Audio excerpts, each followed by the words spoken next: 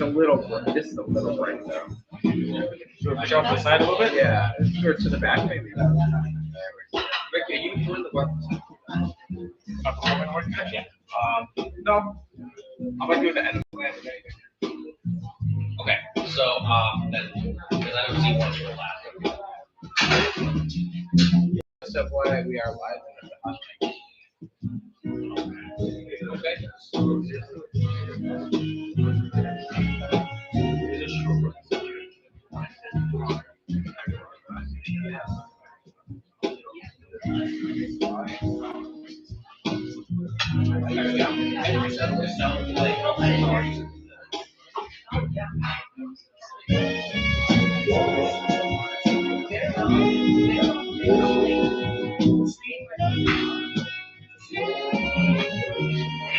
That's alive now.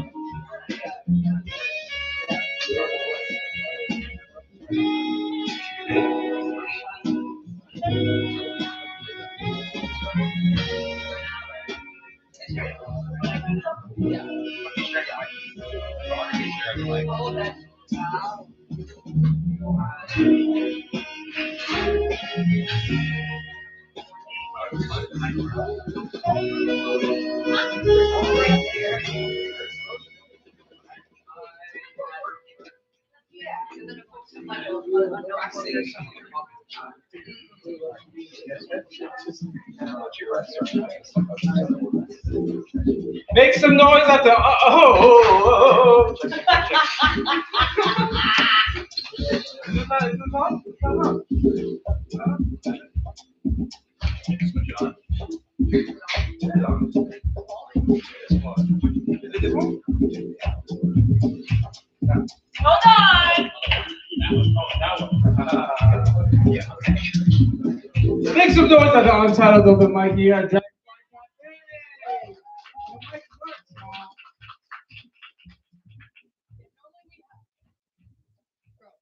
Can you hear me? Okay. Yeah, normally we have two mics. We had to get crafty and creative today, so hopefully this works. All right, my name is Ricky. I'm one of your co-hosts tonight. He, him. Yes. My name is Nikolai. She, her, they, them. I'm also one of your co-hosts for tonight. Honestly, y'all, it's the middle of the week.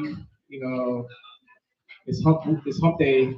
You can be anywhere on a Wednesday, but you're here hanging out with us. We've been doing this open mic for 18 years and counting, I'm pretty sure. So I know. Thank y'all for continuing to show up and be a part of this legacy of storytelling here in Lowell, Massachusetts. Yeah. So I'm gonna give y'all a little quick rundown. We're gonna talk about some things to expect for the evening, but we've gathered together because we want to have a space, a platform for folks to just tell stories. Whether that be poetry, whether that be song and music. We got some folks who danced over here before. Fire juggling used to be really good, but then an accident happened, so no fire juggling. But yeah, the most important thing is getting together, having a very encouraging, loving space to tell these stories. And a lot of y'all are here for vibes. So thank y'all so much, audience. Thank y'all so much, community. I appreciate y'all 100%. So every first and third Wednesday, we have the Untitled Open Mic. But in addition to the open mic, we do have special programs. So on our third Wednesday, which is the second open mic of the month, we usually have a special guest, a feature, who can put on a lovely show, an incredible set right after the open mic. But on the first Wednesday, sometimes we just show this. On the first Wednesday, we actually have a poetry slam. Make some noise if you've been to a poetry slam before. You know, if you're just clapping just to fit in, I feel that. If you're unfamiliar with poetry slam, it's actually a friendly competition where people are competing with their own original poetry. And we have judges who are really qualified, really just random audience members who just love poetry as well. And we just put scores to poems. It's a silly game, but the real part of it is just getting people to enjoy poetry and to listen and to engage. So we have that tonight. We have at least 4 incredible homies competing for prizes and potentially a spot on our finals. Oh my goodness. If you know, the poetry slam scene and community is wide, it's global, but it's also a tight knit group, similar to how you might be experiencing this open mic by the end of the night. Um, we love to continue to share poetry, not just here at Dragonfly Cafe, but we have the poetry slam team travel throughout the region, throughout the country, sometimes in space, budget depending.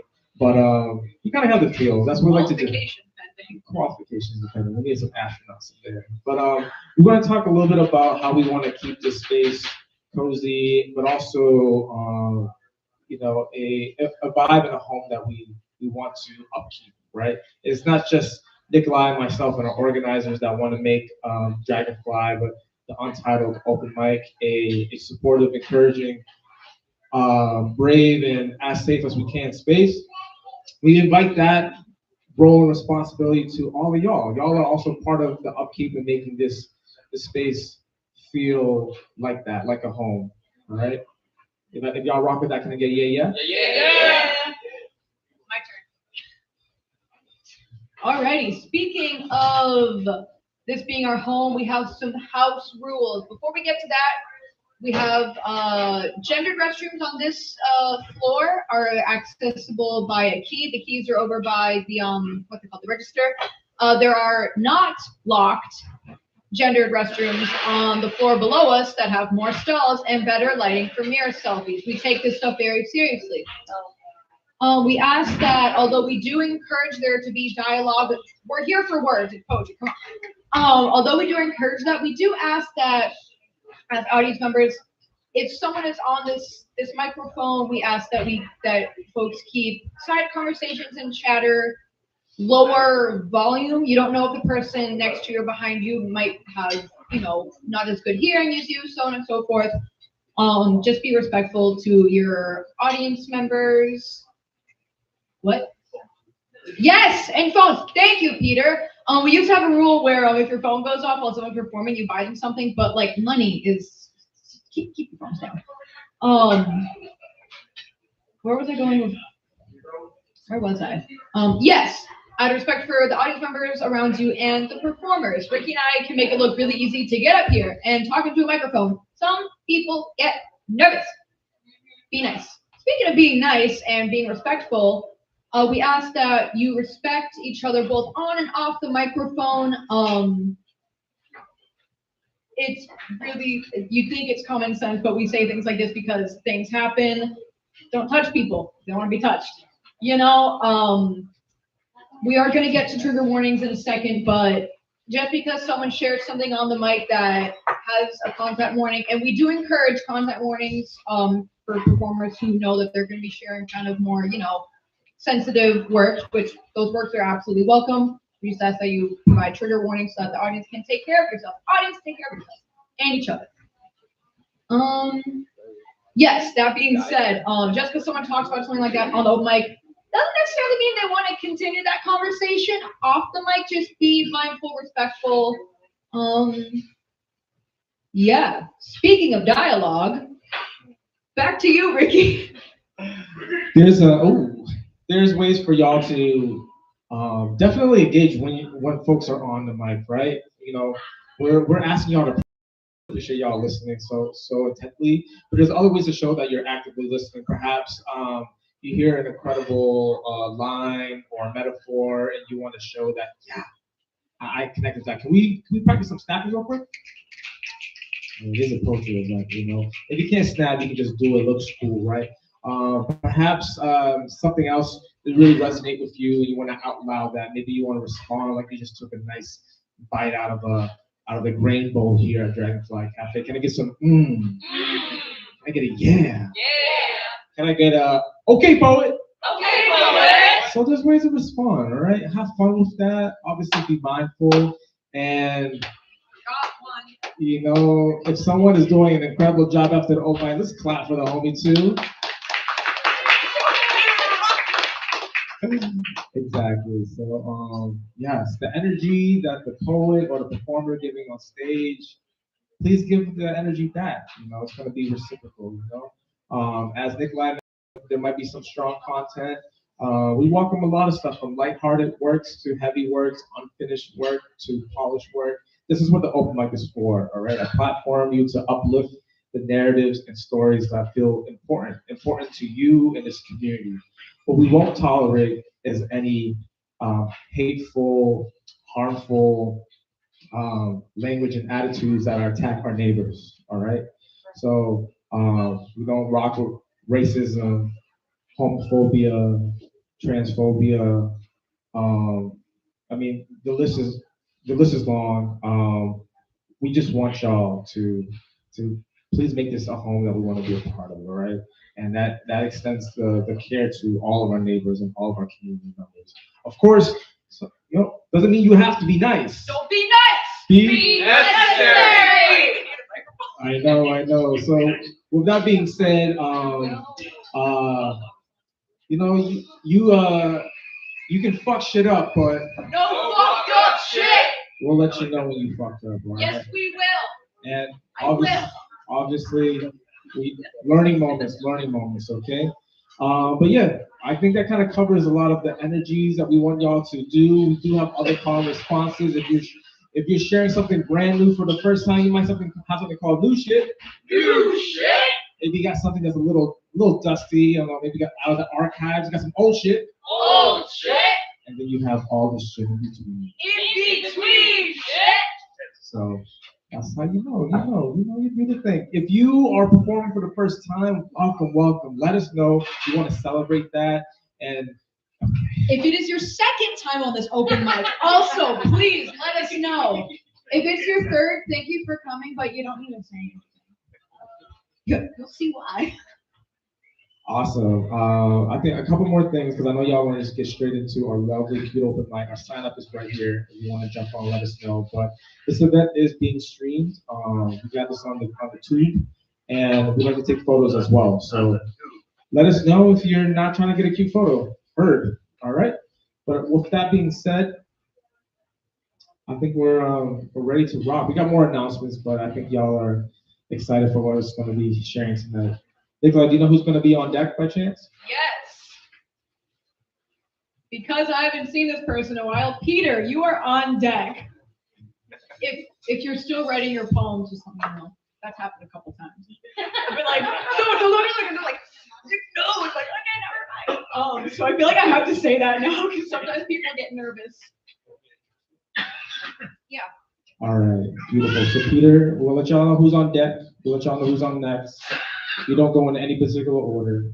But really excited to break the ice, to smash the ice. Because fuck ice. But really to warm up this space and get this open mic started, your lovely co-host, make some noise for Nikolai!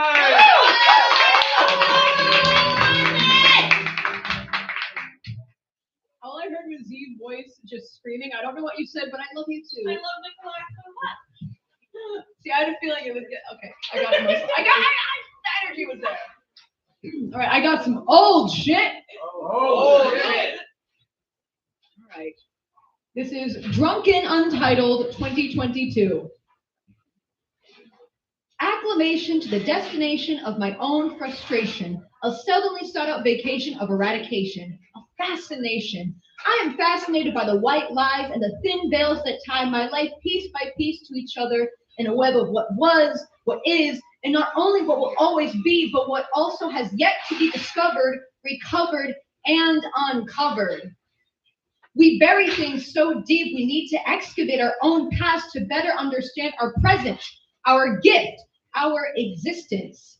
Bury me, I said to her, not knowing that my words were being heard. She listened, she dug and found herself and hid it further and further underground. And under the ground it glowed. He glowed. He dug upward and clawed and fought and got hurt along the way, but the healing made him stronger, and he made it to the surface where his own face was met with grace and love and peace, and above all else, he was met with who he was. Here he is, acclimated to the destination of her frustration. Her suddenly start out vacation of eradication met in a successful failure because now here we are. He is here. He is acclimated. He is alive. He is dreaming still, as dreamers always do, but be warned once and once only. Dreamers must be feared too.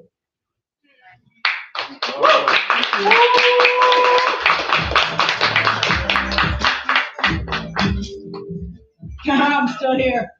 Whoa. I know. Some of you people like that. Most of you do. If you don't tell me. I'll cry. Um, that sounded so shaky. Nice. Alrighty. On deck, we have Mila. Mila, you are on deck. But up next, we have the one, the only, the Mill City Spider-Man. Make some noise for Peter!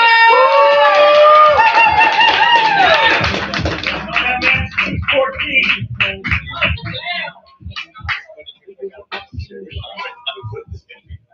Hi guys, glad to be here. Thanks for having me. This one was in the works for a long time, but it just didn't take form until a little bit while ago. So new shit. You shit. There once was a girl who lived on Dead Star Beach, a secluded seaside, serene surroundings with a small sprinkle of sand, both soft and strong. Colored with a clear coat of warm breeze and blue skies, the morning sun beamed hello, as bright as daybreak with the crescent moon in the background. I don't know how I got here, but there she was, sitting on top of a blanket in a bikini. Her patient presence glowed as the sun kissed her skin. Her curly hair waved in the wind like a willow, and her bird earrings kept her company as they sang maybe a mellow melody. Her aura, iridescent like her nose ring, changed colors depending on how I looked at her. She stared out into an open world until we caught each other's gaze. Her glasses, like telescope lenses, where I caught myself stargazing all that history and wonder. Bravery blurred my first words to her, but I heard an endless ocean speak her name, and the shot, and then she shook my hand, charmed. She was a water child who falls asleep to the sound of nature as she chose the beach as a place to rest her soul, a reminder that her breath comes in waves while still searching for her home.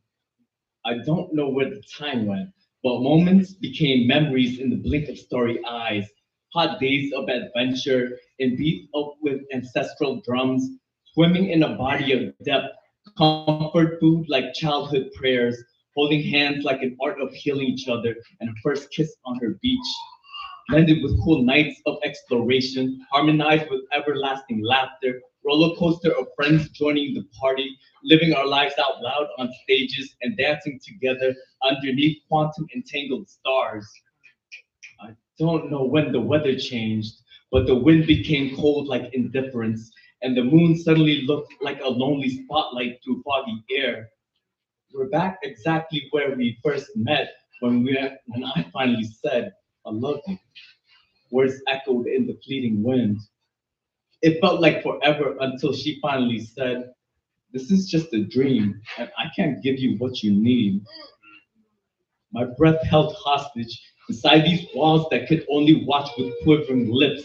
But we sat together side by side on the rock as the sun started setting, holding hands, crying softly, like we were watching the sky falling as we watched our day together end, watched our dream together end. As the last bit of light lit out, I gasped as I opened my eyes, waking up alone. Never have I ever wanted to snooze when I was with her, so I rushed back to Dead Star Beach faster than any race against time. It looked exactly like how I remembered it, except it was twilight. The crescent moon converted to full, and she was no longer there.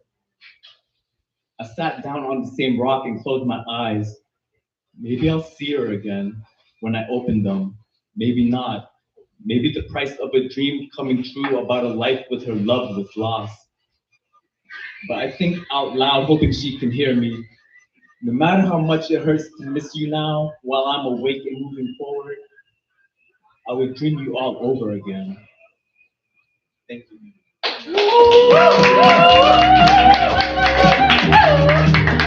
Make some noise for the homie Peter. Yeah. All right.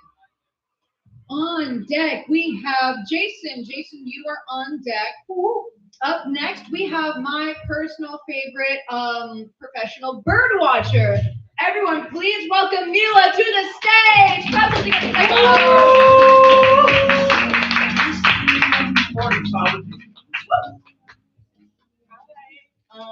This is my first time being here. Well, the view. So that's pretty cool. And I wrote this at work. That's why it's on. Yeah. Work shit. Work Yeah. shit. Give that money. That's why it's on a receipt paper. Because I needed to write. Hell yeah. Sometimes I think my soul is too much to be contained by my body. I wonder if one day, like a dying star, there is an equal chance of me imploding and exploding. Today, I don't feel human. Sometimes I want people to see me as an angel, but not the typical kind. I don't think I will ever be lace-clad and drenched in purity. I want to be an angel in the way that no one knows what an angel looks like. I want to no longer be bound to this corporeal form, not restrained by genomes or chemistry. Sometimes I feel restrained by the idea of being. I only wish to observe until I am done, and then I wish to disappear. I will only be known and remembered for what I gave to you. But what would it be like to not have to live, not have to disappear or reappear? Sometimes I wonder what the act of unadulterated being would do to me. Most days I live to live, but sometimes I want to be a concept in your mind, like a math equation or a song, only there to be, still existing, whether or not anyone comes in contact with it, or not existing at all.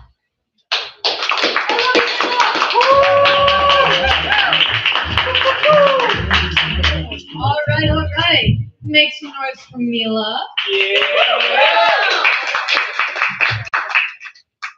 Mila, I understand this is your first time at our Untitled account. Yes. All right. Get ready to participate. Everyone, okay, if you're like working here, don't worry about it. Everyone else, this applies to you. Okay.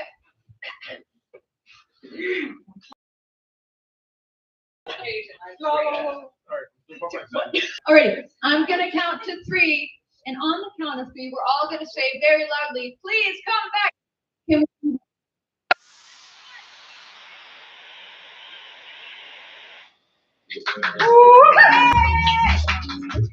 Alrighty, on deck we have V. V, you are not to be mistaken with Z. Yeah, 2 letters. That's so cool. Yay!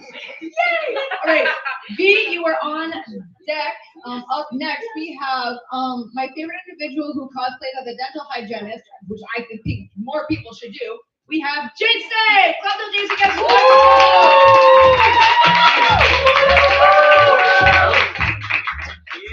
Yeah.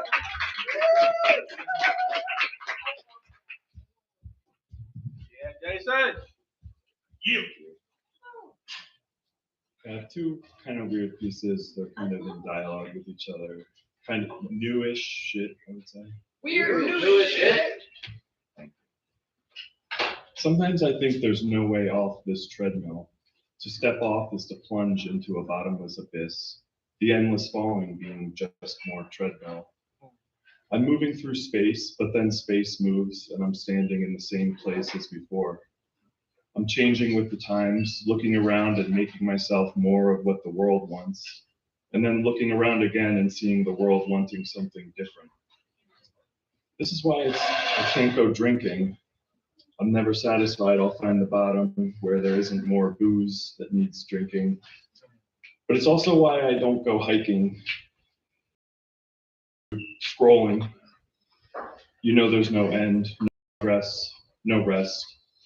If you ever did find the edge and go over, the smiling abyss would have you whole.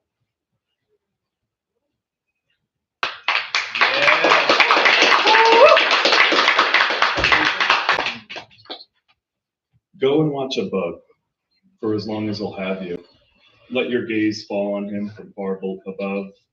In that way, we don't get to imagine for ourselves unless we conjure some slow, impossible strand between the ground under our feet and whatever waits behind the sky. A tether that stretches up, thinning and washing out behind the atmosphere. The way your face must be to him just an ashen disk leaning out of the sky, hung far behind a looming tree. The line fades, and the eye insists it ends at the horizon, or the top of a skyscraper, or the summit of a mountain. But really, it goes on. You just can't see the middle part. The mountain reaches higher than its peak, up and up and up until up has no meaning, and further still, connecting you to the sun and stars and the guiding void, so that you could, in theory, plod bug-like up that stalk, connecting the earth and the heavens, and stand before your God or yourself, hands on hips. I'm telling you, go and watch a bug.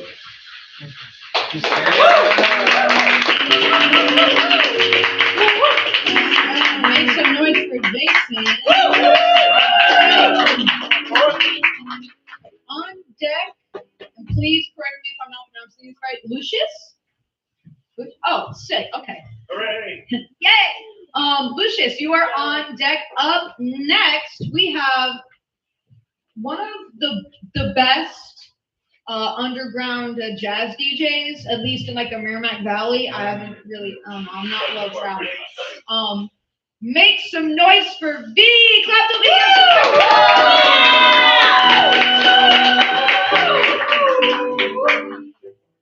Hey guys.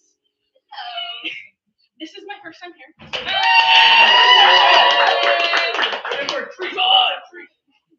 This I kind of just wrote at like 3 a.m. I definitely should have gone to sleep, but like, who sleeps really? No sleep. Cupid is a fraud with rusted wings and butchered hands, counting love like carcasses hung from a sterile hook. He doesn't miss, he chooses. His arrows know where not to land. I watch him grab my heart, bare-fisted, nail-splitting muscle. Sorry. Okay, you got it, Todd. Nail-splitting muscle, thumbs digging for proof, like he was searching for a pulse.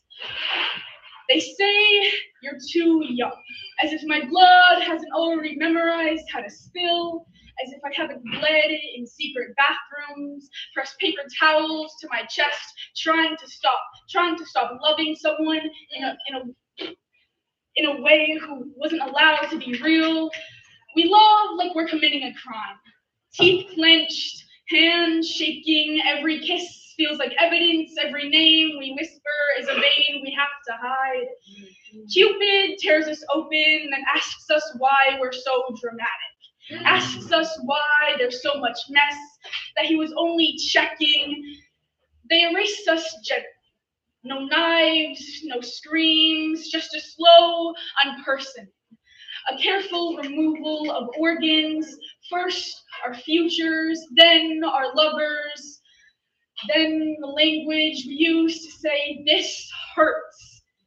My heart is not symbolic, it is meat. It is bruised and still beating. It learned to survive being handled by people who were never meant to keep it alive. We are told to wait, to grow up, to soften, to become respectable wounds, but some of us were born hemorrhaging, or knowing desire can kill you and choosing it anyway. Cupid wipes his hands on mythology and wipes away clean. We stay behind, holding our own ribs together, teaching each other how to stitch with shaking fingers and borrowed thread, loving so fiercely it leaves scars they can't ignore even when they look away.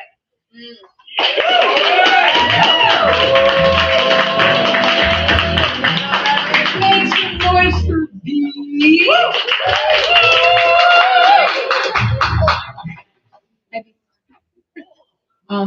Can I stop eavesdropping? Oh yeah, not eavesdropping at all. We're not eavesdropping. All right, so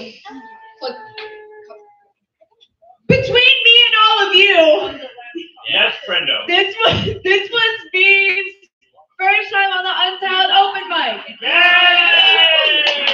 All right, so on the count of three, we're gonna do the thing. You know the thing? Yeah. 1, 2, 3. Please come back. Woo! Oh, I love this. Like 8 people actually cheered, but we're still so loud. Great. Alrighty. Thank you. On deck, we have the mid-roll announcements. Oh. But after the mid-roll announcements, we have John. John, you are on deck after the mid-roll announcements. Yeah. But up next, we have the most lovely soda pop shop owner. Like one of those like classic like fancy ones, and have like the little stools and all that. Those I want a lime rookie now. Anyway, What happened? well, good. Take a drink. Cannibalism. Yeah, that's one of the isms of. Everyone clap for Lucius.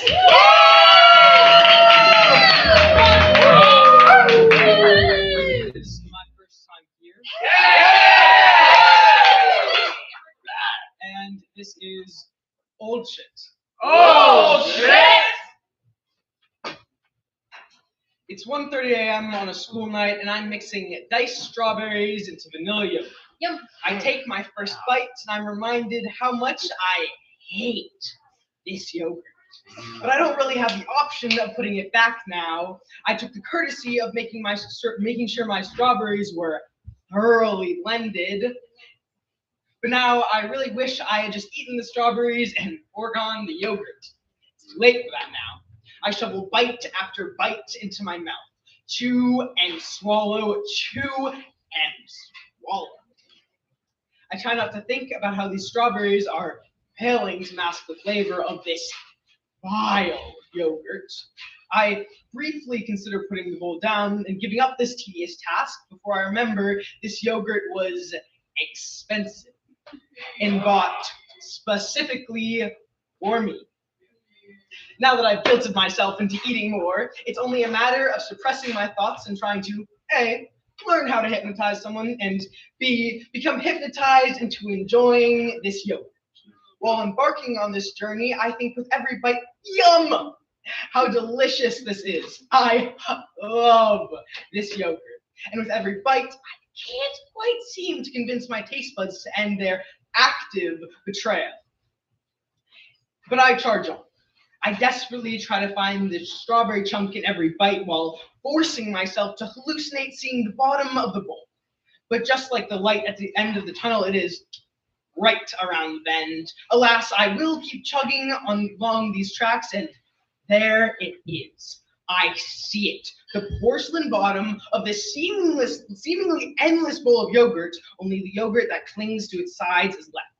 Hoping to escape my ravaging hunger, 2 more bites and I am done. I have triumphed. I have bested the bottomless yogurt. My quiet humiliation ritual, witnessed only by my fridge, is finally over. I am victorious. I have won.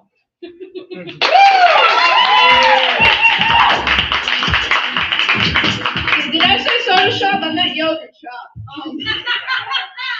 The words are so phonetically similar. Alrighty. We're gonna do the thing again when I count, and then we all yell. Yes? Yeah. 1, 2, 3. Please come back. Woo! Alrighty. You know what, Charlie? I took a shower for this. Alrighty. Wow. Me too. I won't go any further. On deck after what's about to happen is John. John, you're on deck after what's about to happen. And you might be thinking, oh my gosh, what's about to happen? Okay, calm down. Number 1, gosh. But please make a marginal amount of noise for the one, the only, Oh no.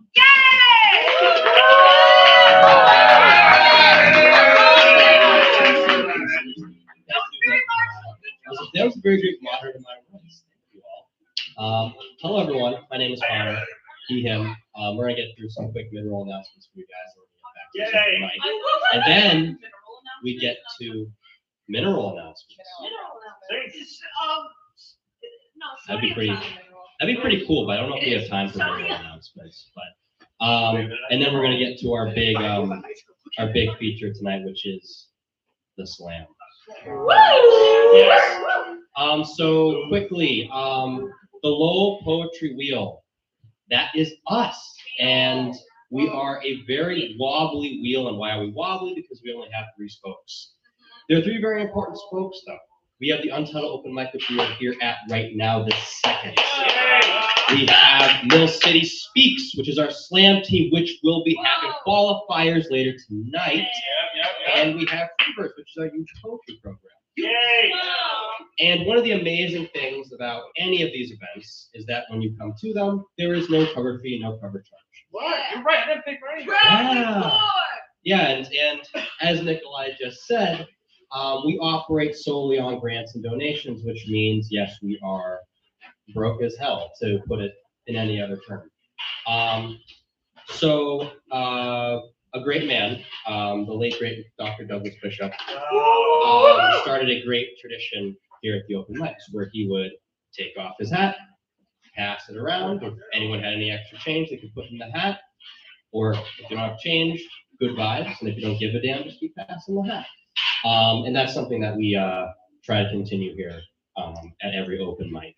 And we do have a hat right here that Rikov has generously given for us to use. This was his late grandfather's hat. And if you do have money, though, make sure you do put it towards tipping the amazing staff at Dragonfly Cafe first. And only then, if you have a little bit of extra, we really like it. Are we doing anything online today, Ricky, or is it all Fine. cash? If you have Venmo and you don't have physical cash, hunt Ricky down.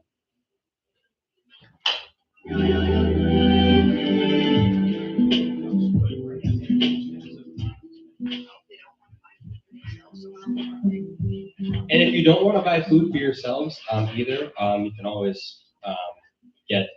I didn't mean me. I meant like the community. Oh yeah, the co-hosts and like everyone else in the community too. You know, I thought you were giving me a signal that you wanted. Sorry, Nick signals. Okay. Speaking of Dragonfly Cafe, kitchen closes at 8. Am I correct? Yes, and then bar closes 8:30 or 8:45.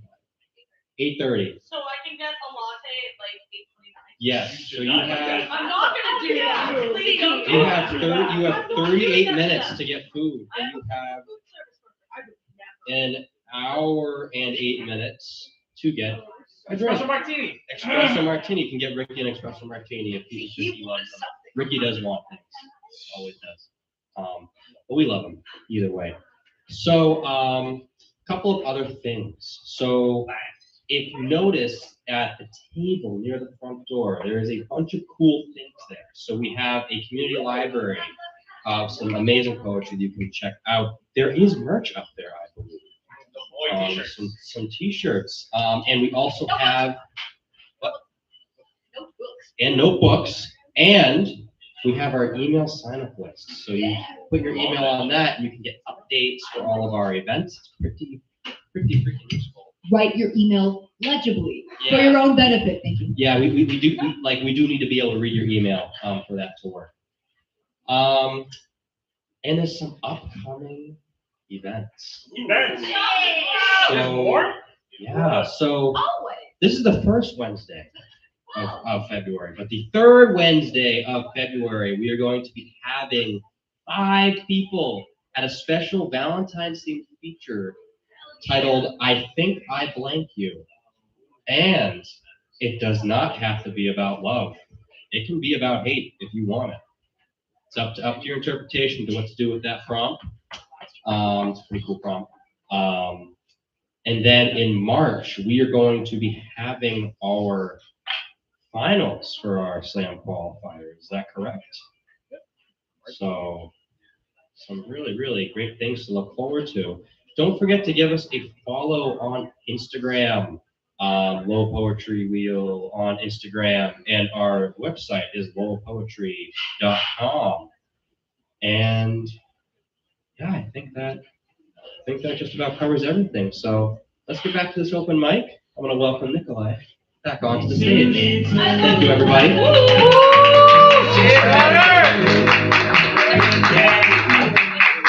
I'm back. Make some noise for Connor! Yeah.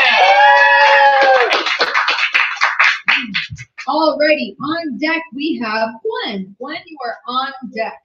Up next, we have one of the better plant owners that I've observed. John, make some noise for John!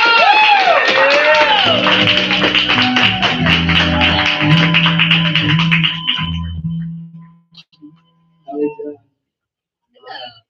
First time here. Let's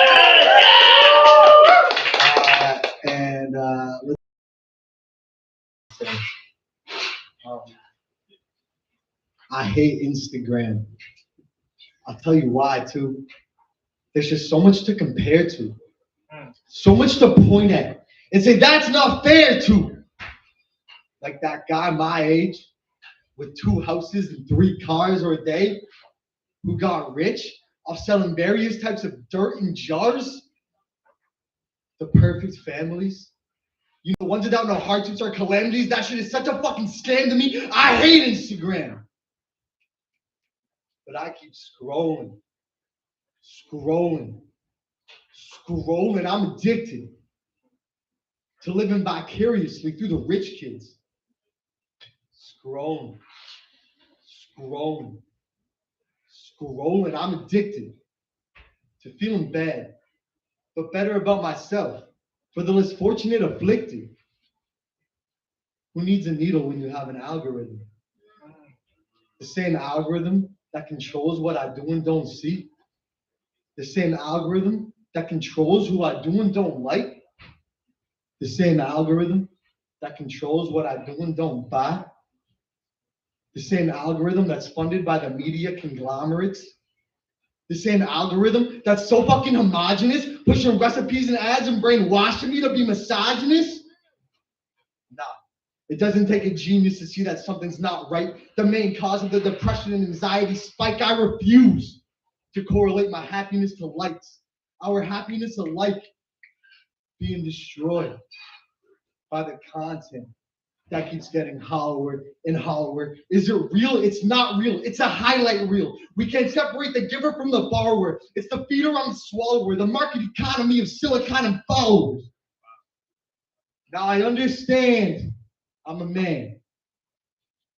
But as a man, where I stand is that a woman's body shouldn't be of any concern to me. But isn't it wrong to teach the little ones that being pretty requires surgery? So I don't know who needs to hear this, but you're beautiful. And don't let anyone tell you otherwise. Not Kim K, Bella, Amarata, or any of those other guys. They're spiders, you're the fly. Preying on the internet, spooling their worldwide web of lies, and that's why I hate Instagram.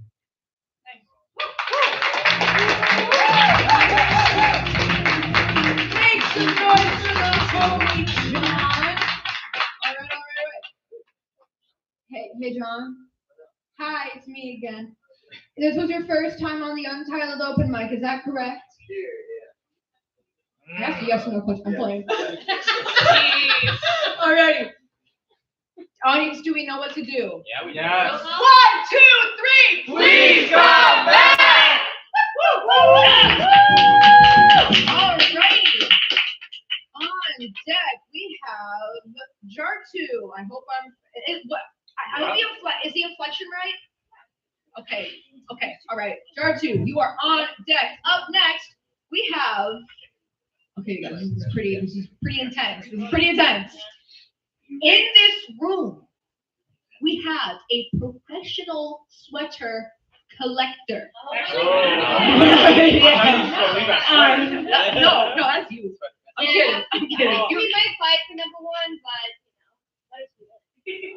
Yeah. Who else loves? Never mind. Okay. Make some noise for right? Yeah, make some noise for Glenn. And who's the other sweater lover here? Wait, actually, I'm just gonna take your outfit. Yeah, you're on my red. This one's called Musical Musings. Title. I thought of you the other day, and I found myself mindfully dancing, mindlessly losing myself in only the music. It wasn't until a musical rest forced my body pause, allowing mental to catch up, that you were imagined to be across from me. How would it be to dance with you? Would we share a knack for rhythm? What would it feel like to have my body touched by yours? Every time you wander across my mind, I feel myself angered by myself because I haven't caught the grave. Instead, I cower in nervousness corner and never the right time and shy smiles that I want to say enough, but they don't have words. I wonder if you hear the music of my flirting. Does the melody appear clear, or is it muddled by its circumstance accompaniments? Meaning made messy by overpowering context, too many changes in meter to feel like consistent tones of my wanting. I think of you many days, but today I think of the music we would dance to together, sing to together, create together, like some cliche duet, but the kind that's played at karaoke bars for decades to come. I beg Brave to bring me to the dance floor. And I beg that you wouldn't hesitate to take my hands and spin me off my feet.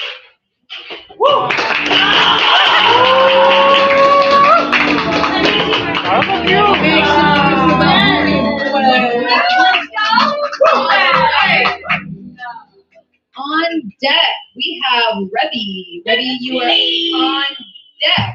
Up next. Cut me off. I'm trying to hurt my feelings. Up next, we have someone who makes pot holders, which I don't know how to do, so I think that's pretty cool. Make some noise for the homie Jarju. Clap to Jarju. Get to the microphone.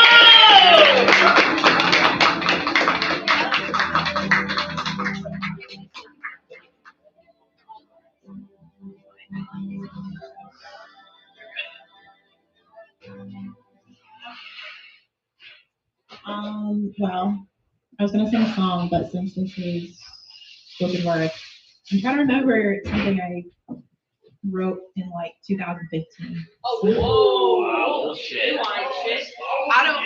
You can sing if you want. I don't like write poetry, but this was like something that just came to me, so it might be a little bit scattered. All right.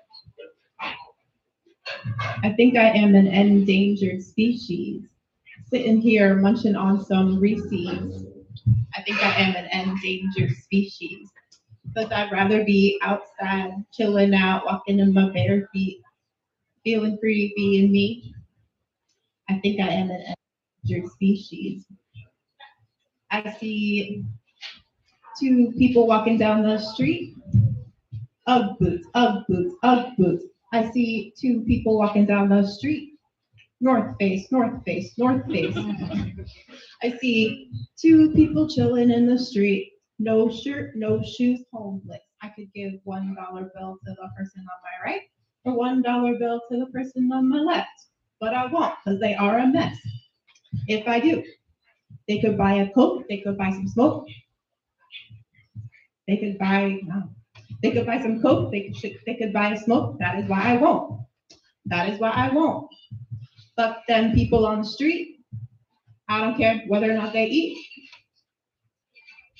Hold on, it's been back. 2015, y'all. Hold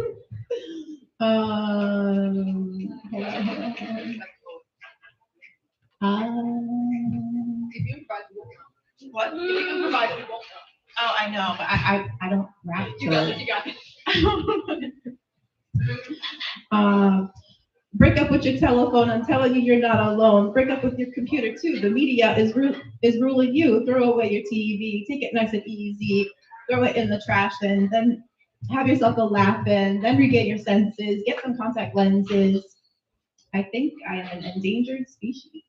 All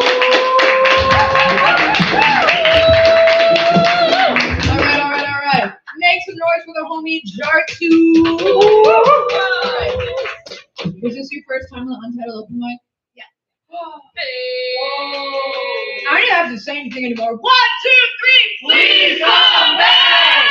Woo! I love that I can just yell things at you guys, and you're like, you just kind of, it's great.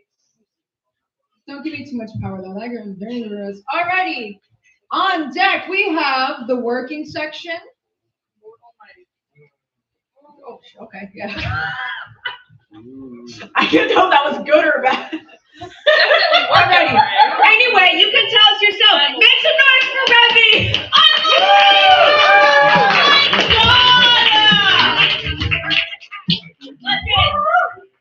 Hi guys. Let's all give it up for the Untitled crew real quick.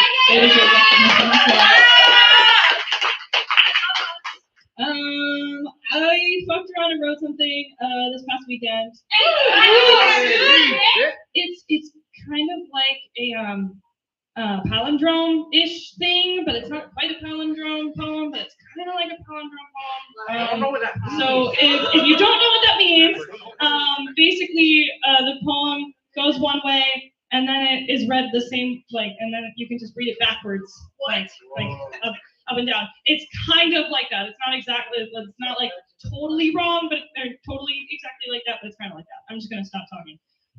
It's called Collecting, but fuck titles. Okay. Untitled. Sorry.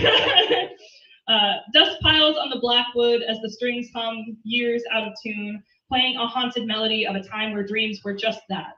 Instead, the presence stares in every direction, hear the echo in the chamber of a song wanting to be played. It's a hobby that takes time and a passion that takes dedication. It's rejection strummed on repeat, waiting for the chord to be plucked right.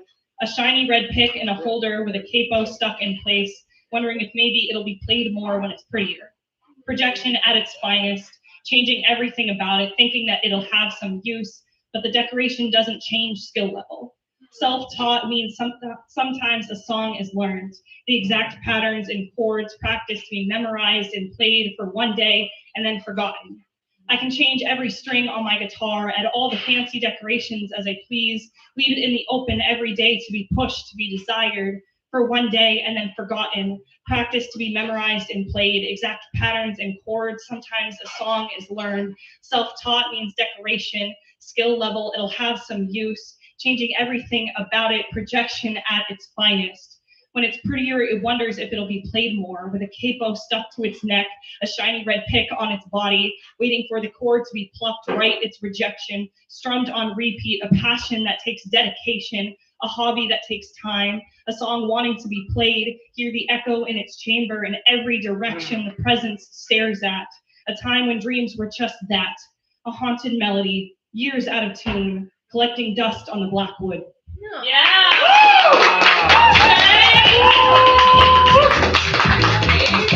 Make some noise for the homie already. Yeah. That was very wonderful. Okay, that side of the room makes enough noise. Okay, you guys are your friends or whatever. Okay. All right.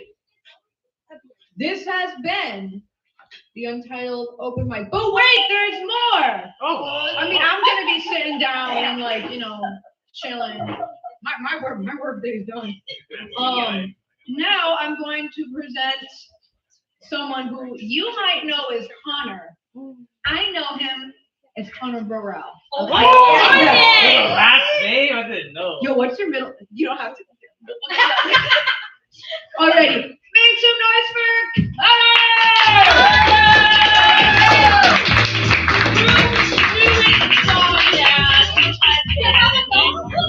Hello, everyone. So we completed our open mic, but before we get to this slam, we have a fun thing called the working section, where a couple of the Untitled co-hosts and the Untitled crew also share poems, because if we did work at an open mic and we didn't write poetry, that would be a bit of an issue, wouldn't it? I think I read something in 2022. Yeah, that's fair. But a note to all the poets who are slamming. In a moment, if you could meet Ricky at the very back of the venue, just so he can go over all the things with you all. And judges, if you need to use the restroom as well. Probably now would be a great time. Everyone leave. Goodbye. However, for those of you who are staying, hello. I am going to go first in this working section. And this is just a quick little poem. And I will throw a quick trigger warning out there for grief, death of a pet. So just so everyone has and knows that. This is a little piece called Poppers. I walk alone at night with your leash in one hand and your collar in the other. I have your paw prints taken just after you cross the Rainbow Bridge. Yet sometimes I catch myself looking behind me as I stride across blankets of snow, hoping that maybe one of these times I'll see you behind me. Or maybe just your paw prints to show me that you're there. But the world isn't that kind. All I have are photographs, videos, memories, and my dreams. This death haunts me. I am broken. I am shattered. I miss you.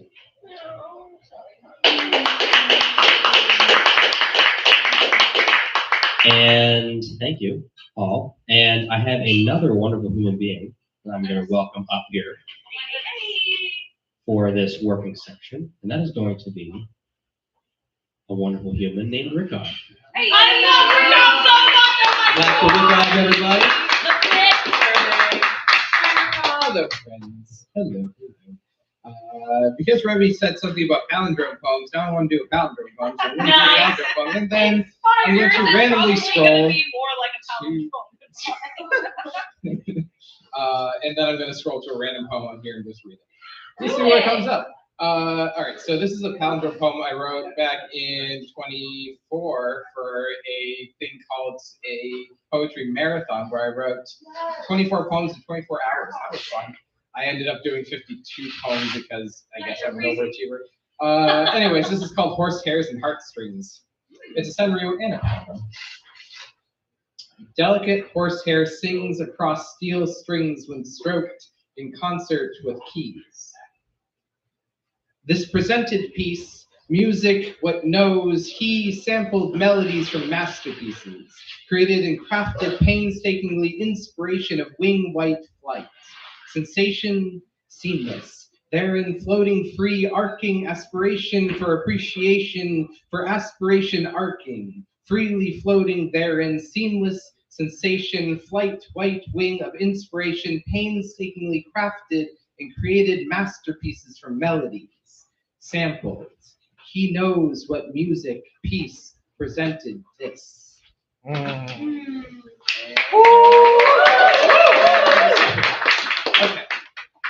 And this was the first poem that I guess I wrote for that poetry marathon. Untitled. In the twinkling silence, a nightingale chirps alone, starlight twinkles. I dreamt of a world without you, and then you were gone. It took years to happen. Laughs became silent, smiles became thin red lines. I don't know anyone but me would even bother to draw a connection.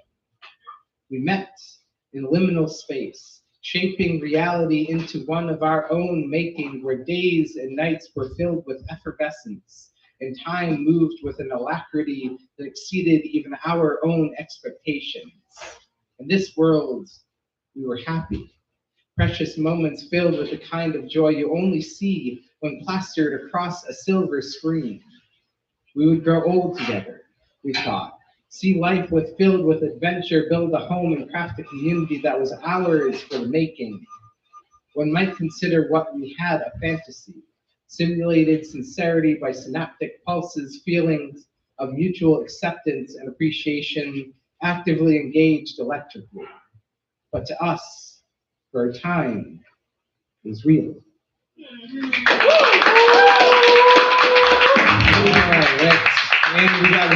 person that's gonna grace the stage before we get started on the open mic? Is that what we're doing? No? Oh, all right. One of the person that working then. Yeah. Yeah.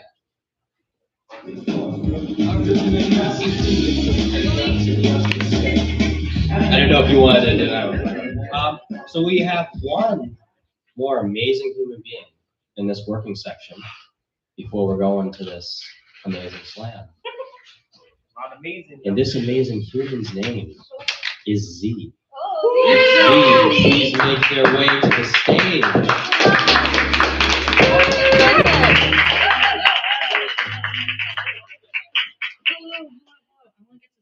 And I say that one. Yeah, I'm gonna do two little ones.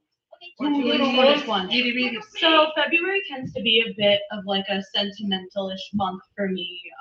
It means it's officially been 8 years since I started doing performance poetry. Yeah. Which is like, I don't know, I get fuzzy about that stupid shit. And so I was scrolling in the community library section, which you should totally check out when like you first get here or when you leave while they're like packing up and doing the thing before they softly demand, hey, can I come back? And this is, I found one of the chapbooks that like really influenced the way I write. It's Lamb Tender by Red Mayanza. And I've been thinking a lot about this poem lately, actually, in the cruelness of this world. It's called Softer. I think my most invaluable trait is my softness, not inherited, but learned. There is something to be said about the pieces of yourself that you hand selected, the perspectives that don't come organically to us. The most radical thing I did today was stay lamb tender in a world that values the knives, the people sharp enough to cut through all the noise, all the loud familiar. My mother was a steak knife, I think, would meet my frailty with fists, and I would drape them in a blanket. My wool made her skin itch, found myself clawing at my closed-doored body on her behalf. It is a radical act to name yourself soft and scarred in the same lifetime. I have so much to scream about, but I save it for the dark. My anger is safest when it's staining my pillows and no one else's. If I learned anything from my mother, it would be that rage can grow like weeds in a soil-potted throat. I uprooted my anger today, sealed it in a jar so it can shrivel beside me as I sleep until it's small enough to tuck neatly into a love letter or an apology. And isn't that a testament to strength? Bottling inherited violence, clearing space for it on a high shelf, watching dust mute all its wild rattle. My patience is a weapon. I wield it with intention, and that is survival. Using your arsenal to rebuild what's been sacrificed in the fire. I will not be gasoline to this burning earth. I will be a blanket, ready to smother any wild flame in my embrace until the embers are quiet again. Still burning with brilliant warmth, only safer, softer.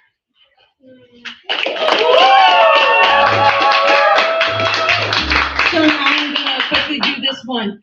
This is actually the newest thing I've written. So it's very drafty. I did a workshop with Slam Free back in November with the concept of mosaics and inheritance. And I love doing that workshop. So if anyone ever wants to do it with me, let me know. But this is a poem I wrote called Ways to Find Me in the Wild. Wear a gold necklace, the closest metal in color to a sunbeam. Plant yourself next to the flower bed. You'll be able to plant the tendrils into your next suit. Your ancestors may never learn of the act, but your descendants will tuck them into their breast pocket. Test your heart rate on your wrist for 10 seconds. Multiply by 6. Take the sun. It isn't fully accurate, but you'll feel your blood still pumping, still racing within you, like a galloping promise to carry yourself until you can't. Find the glimmer in something. It shifts on your cheeks, or flashes in the water, or becomes the shine down your face.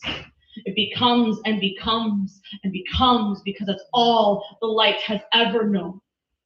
When you hear the vibrations of a guitar, let the prick of your ears guide you. Sway to it, strike the air alongside it. They will burst for you when you want to combust.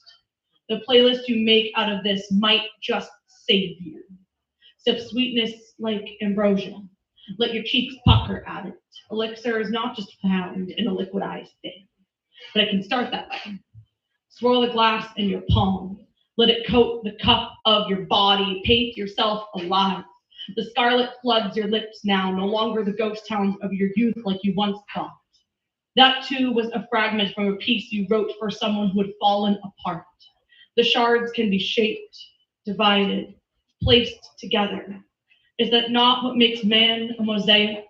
The constant calibration of collection, the piecing back together, the hands that bind and bleed and bind again. Feel the fear of falling apart. Realize it is never only you who has it. Realize that you will get up. We all collect here. We are all always shifting. Never stop asking why. Never stop holding, especially yourself.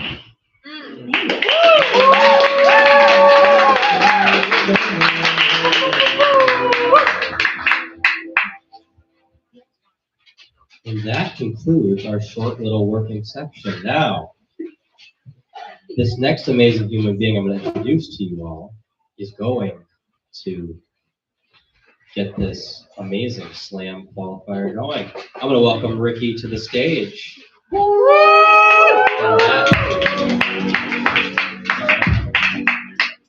Yeah, Ricky! Let's give it up for Connor, y'all. So thank y'all for rocking with us on this Q Wednesday. As we mentioned earlier, doing this twice a month.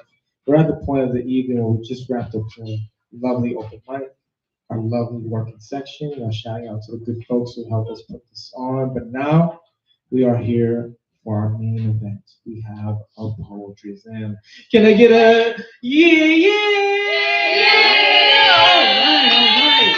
This is a friendly competition, but I don't know. There might be sweat. There might be some blood. I don't know. I don't know, honestly.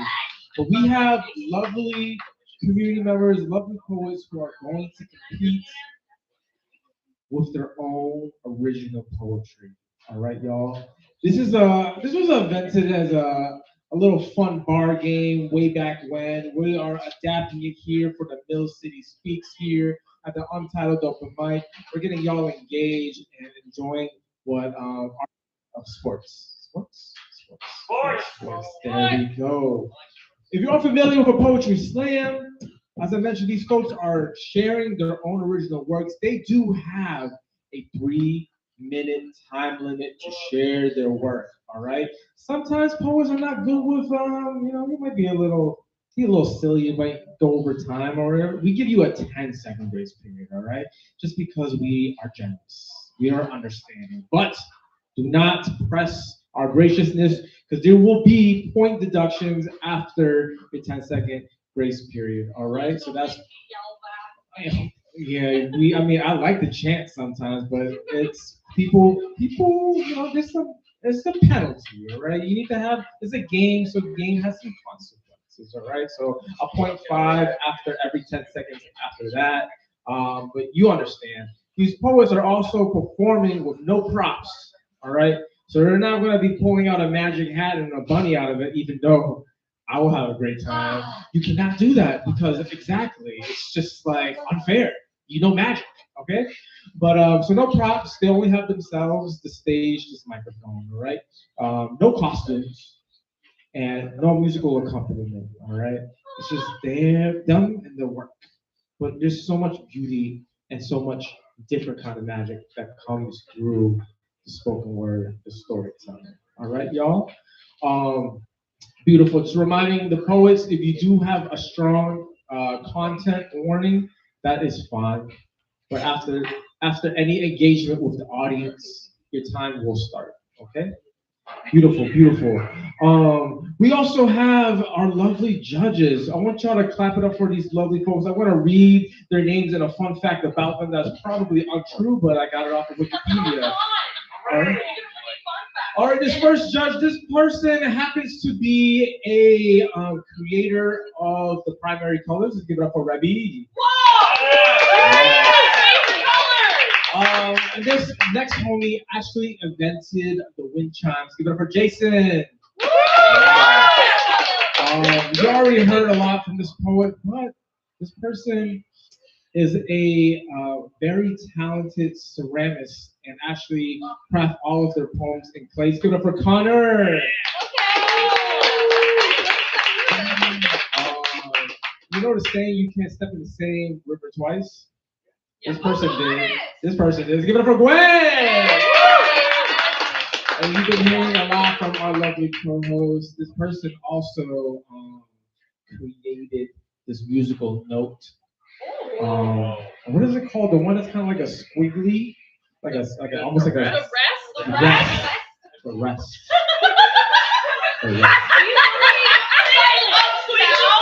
Rest is important. Rest is important. All right. Give it up for Nikolai!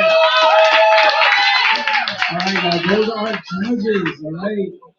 Besides that, they just happen to volunteer. All right, that's the only qualification. They're going to be here until we close. It's a good sign. Judges. Yes. That's me. This is Olympic style scoring, okay? Zero. Right. Got it. 0 is the worst shit you will ever hear. There's going to be no zero tonight, all right? We got incredible poets. They're showing up. Showing up is more than a 0, okay? Tell that to my exes. But after that, we have 10s. 10s is the most incredible shit ever, okay? Will you hear a 10 tonight? Honestly, I hope not. You know why? Because if you hear someone even better, there's no room to go past a 10. There's no 10.1. It's just a 10. But there's numbers in between. Well, but I a 1 inside the 0 of the 10. All right. There's plenty of numbers in between. So judges, you can do a 7.5, 8.9, a 9.2. Those are numbers, all great numbers. We encourage one number after the decimal point, and that's for us to avoid ties. I want to do a big shout out to our homie Z, who's gonna be our scorekeeper. We want to make Z's job as easy as possible. All right. So those are the numbers we're working with. Okay. So we have these 5 judges. We throw away the high and we throw away the low because we don't like doing math. All right. So that gives us the highest possible score of a 30. All right. Beautiful. Numbers. Beautiful. Let's make some noise. I'm gonna introduce you in the order of our first round. This is a 2-round slam of these lovely poets. I want you to clap it up after I clap it 3 times after I read each person's name. Let's give it up for Lucius Nelson. Let's give it up for Mila Baptiste.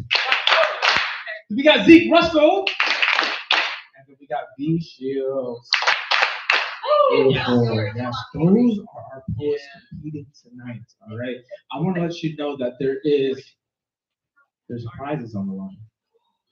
Work you're going to tell me what the prizes are in the beginning of round 2. Okay. So it's not only for fun, right?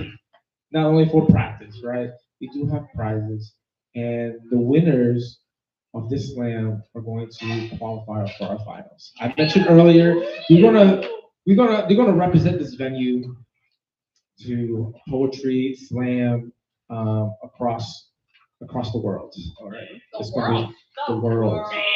Mm-hmm. All right, I'm not gonna geography quiz y'all because it's gonna be a little tough, but. That is our lovely competitors. We'll do second round based off of high to low, and that will be our slam. Are y'all ready for a poetry slam? No! Did I forget something? Blood? Oh my God! What does a sacrifice sound like?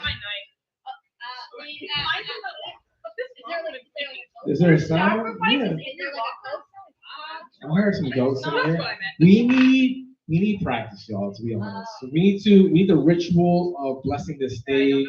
We want to invite a poet to be a part of the slam, but not really a part of the slam, all right? It's to get our judges calibrated, okay? So they're going to have this lovely job of just slamming, but not really being a part of the competition. Judges, based off your scoring, this is where your baseline should be, all right? Any poet afterwards that you feel like earned their scores better than this poet, you give them a higher score. Anyone that you feel like, not as much, give them a lower score, okay? Let's allow us to be consistent. But you, judges, you are practice, but more practice makes perfect, okay? All right? Wonderful, wonderful. With that being said, Lucius, you are on deck. But making this stage a little bit hazardous and wet. With fluid. Make some noise for Rick up, y'all. Coming for Rick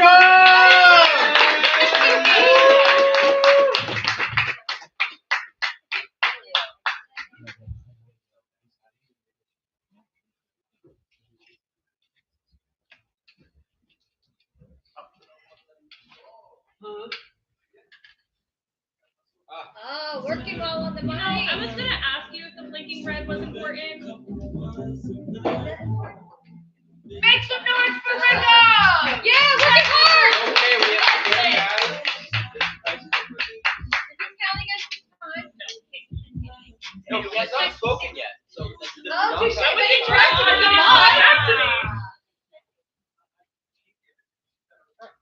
I feel like this is that like SpongeBob.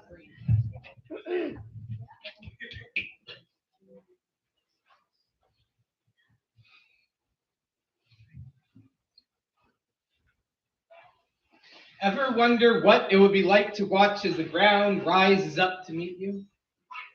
An ungentle wind's callous caress, the only companion as you spiral towards an inevitable end?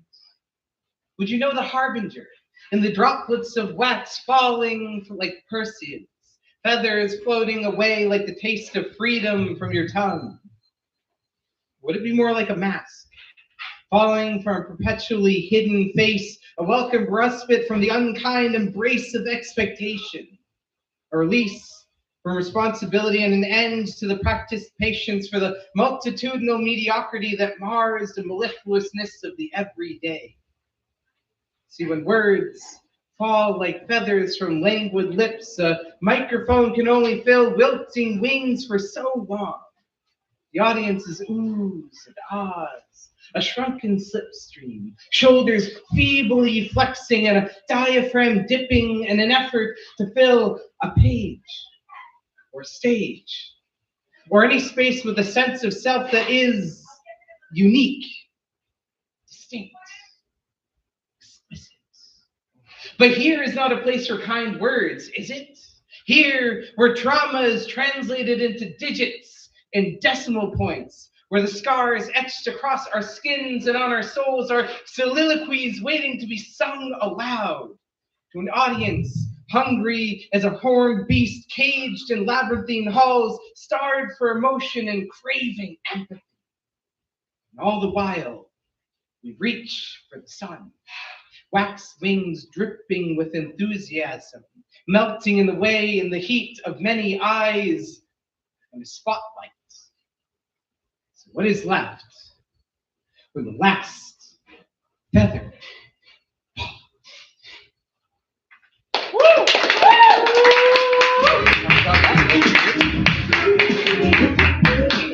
That was your sacrificial poets, your calibration. Judges, honestly, this is the most time I'll give you to score the poem. Remember, this is going to be your baseline. You're going to be basing off your other poets from here, all right? I just want to let y'all know. Y'all are amazing. If you have your scores, hold them up high and keep them up high. And I'm going to read all 5 before you drop your boards down, okay? Okay. All right. Beautiful, beautiful. Sorry, one more thing. Sorry. You can put your boards down for a second. This is the room, all right? This is the room. This is us. It's important that if you rock with a poet on the stage, because I can't do that because I'm biased. I can't do that either. Z can't do it because Z has to be on the bottom.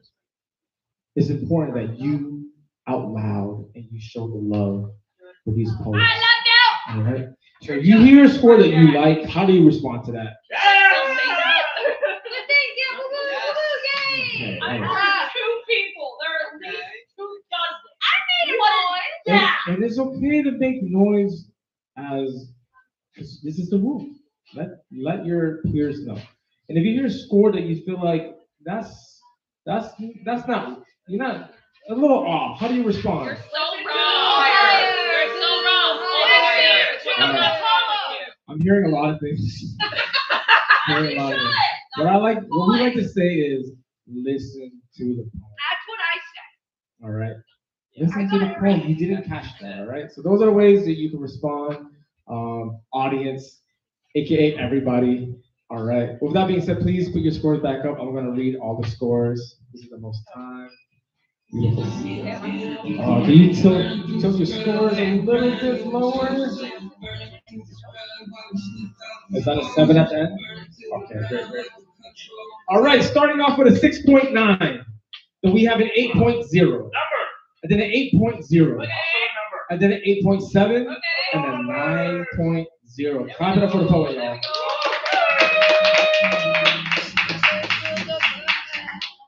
Good job, guys. I appreciate you. Z, do we want to do scores right away or right after? Right away. All right, what do we have for our sacrificial poet? They will get a total score of 24.7. 24.7, let's give it up for Rick. All right, we're gonna jump straight into this, y'all. This is for real, for real. Mila, you are on deck. The first poet competing tonight.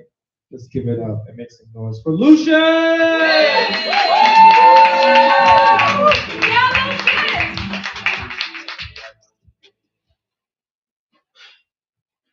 She shuffles along with steps that meld into the floor, as if the energy to lift her foot is too much.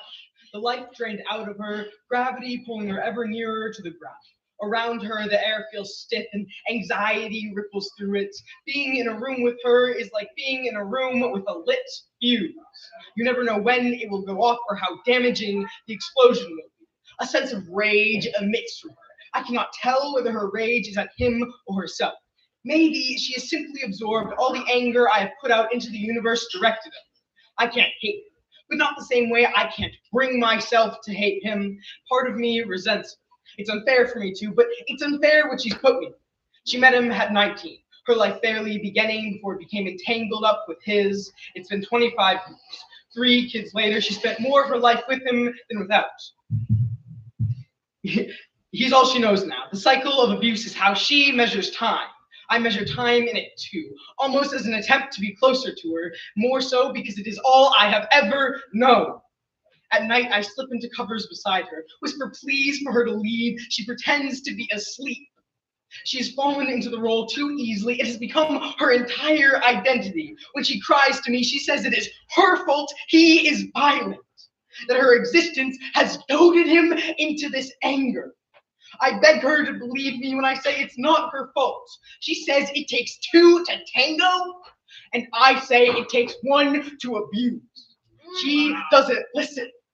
When I was young, I would stand at the top of the stairs and listen to their screams, his screams. I would call out to her, beg her to come upstairs, tell her to go to bed, to not return to that basement, to not return to him. I was a child protecting the person who should have been my protector. Getting in between 2 shapeless forms I couldn't recognize as my parents anymore. Standing in the eye of a tornado where I never belonged. She does not call it abuse. She scoffs when I even dare utter the word. She claims black eyes as self-inflicted. I wonder if it's because she truly believes she brought them upon herself. I used to wish he'd hit me, because I'd fight back. He's got 70 pounds on me, but I got 17 years worth of rage on him. I think he knows that. He's never laid a hand on me to prove otherwise. I don't hate her. Can't hate her. When I was younger, I resented her. Now I just pity her. I see how life leaks away from her. A broken boat in a never-ending storm. I see her eyes dull and gray with every passing day. Gravity winning over her body as she slumps towards the floor. She's always tired. I can see how life is killing her, how this life is killing her, how he will kill her. I always knew it could only end this way. I just didn't know it would be like this. I envisioned fury and fists and red and rage. I could never have imagined a slow poisoning. Each passing moment a little more is lost. I can't hate. There's barely anything left of her to hate. Wow. Woo!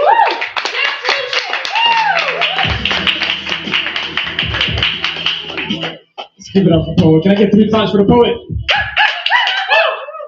Amazing, amazing. Judges, you are seasoned now like my fries preference.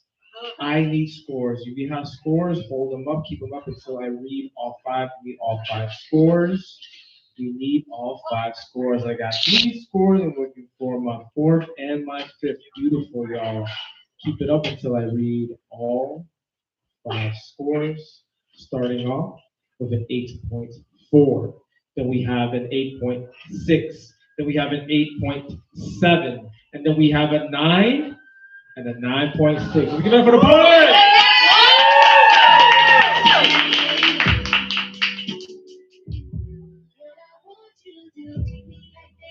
Thank you, bro. Thank you, bro. Yes. Beautiful. Z. Beautiful. It would have been. Why are you saying it like that? All right. Y'all, we got another call response that we did not train y'all to do. Can I get a fuck linear time? All right. What's going on? It would have been a 26.3, but with a 1 point time penalty, a 25.3. All right, 25 Just give it up for the poet, y'all. Fuck time. Fuck numbers. All right, let's read the show up somewhere on time. It is kind of important. All right. With that being said, Zeke, you are on deck. I'm excited to bring up the second competitor in the first round. Let's make some noise for Mila!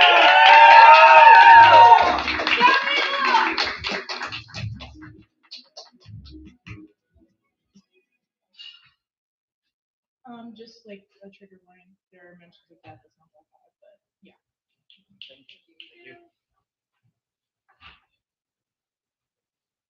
If a tree falls in the forest and no one is around to hear it, it still falls. When a man falls, like a tree, only the siren songs of a mourning mother are heard. The children, stopped from attending the service, are heard playing. Miscellaneous toys strewn among living room blankets, remnants of a pillow fort, a shell of a home. The steady facade of a white picket lifetime cracks. If a tree falls and the sound that it inevitably makes is overshadowed by children's laughter, is one life traded for another? Through the roots of a family tree rots, eventually spreading to the youngest branches? Are they greeted by fire and brimstone like I am worried I will be one day? Are they taught to grieve? Do they have to relearn that skill every time a betta fish is found floating in its bowl? Every time a man in her neighborhood dies? I never knew him. But once again, I found myself grieving, found myself thinking about the kids playing because they weren't invited to the service. The eulogy that never tells the truth because no one really remembers the sins of an angel. The fire my mother told me about happened and I didn't notice it.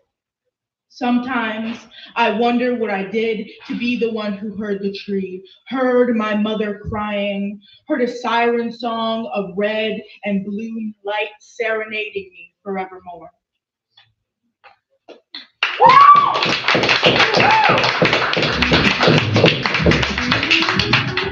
Let's give it up for Mila. 3 claps. Thank you. Judges. All right, I got 1 score. I'm looking for my 2nd. I'm looking for my 4th. Looking for my 5th. My marker's not working. Mayday. Do it. Do it. I just threw the markers at you. Oh, sorry. All right. Are we good? We got all 5 scores I up? don't think so. Okay. Hold them up until I read all 5. Starting off with a 7.5. Listen to the poet. Then we have an 8. Yeah, you tall. We have an 8.1. Then we have an 8.8. And then we have a 9. Give it up for the poet!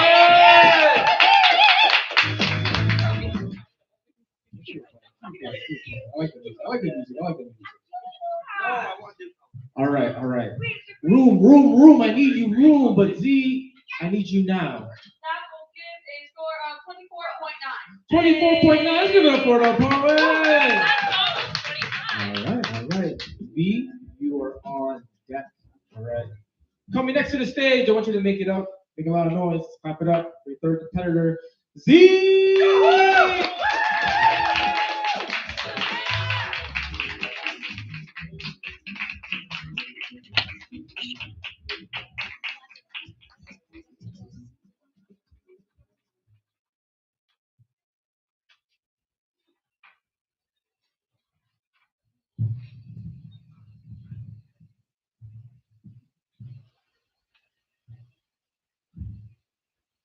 To the open mic poet who compared their bad relationship to addiction. This is not an angry shouting poem, not an open letter where I rip you with hilarious and cutting remarks for audience applause and judges' scores. I will not start each line with "Dear Poet." I just wanted to tell you 4 things. 1, I have been clean from dope for 22 years, but sometimes I break out in angry red marks in the pit of my left elbow where the needle went in. I know this is not real. It is stress or coincidence, but I can't shake the idea that I will never outrun this thing. No matter how long I stay clean and sober, in the end, I will die blue-skinned and alone. 2, I believe you. I believe you are doing something that hurts you, that you know this, and that you cannot stop. I believe that you are trapped in a haunted house and do not know how to leave. 3, thank you for trusting us with this. 4, if you want help stopping, I will listen. I will do what I can. I will give you whatever it is that I have for the simple reason that it is the only way for me to keep it. We will do this sacred ritual of shared experience. The magic of 2 souls tumbling through the river of chaos that is this world. The miracle of 2 people doing their best to keep each other alive.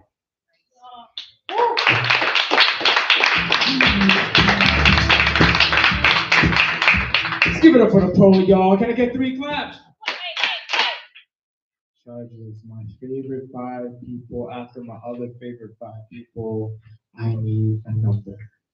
I need scores. I got 1 score. I'm looking for my 3rd score. I'm looking for my 4th score. I'm looking for my 5th and final score. Thank you. I'm going to be reading numbers. Keep it up until I read all 5 numbers. Starting off with an 8.0. Do we have an 8.6? Do we have an 8.9? Do we have another 8.9? And we have a 9.2. You can clap it up for the poet.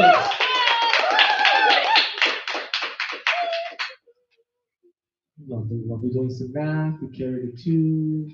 And then we got a final score. We have a total score of 26.4. Give it up for the poet. Amazing. Closing us out on the first round of this poetry slam. I want you to walk through and make some noise for V!